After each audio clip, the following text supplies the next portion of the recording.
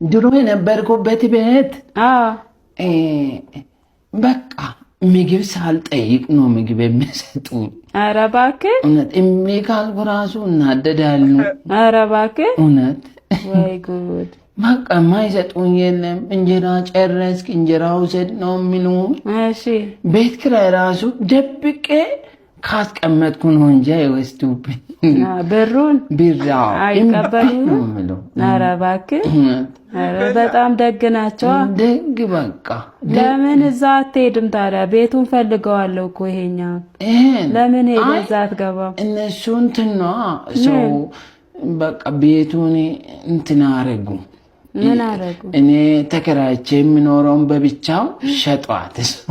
ኧረ እባክህ ለብቻ ክላስህን ብቻ አላልክም?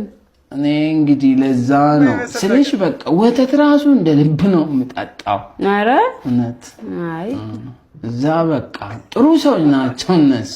ኧረ በእናትህ አጨጭቀኝ። በቃ ሂድ እዛ ግባ ከፈለክ። እንዴ እኔ ለተንኮል አይደለም ያልኩ።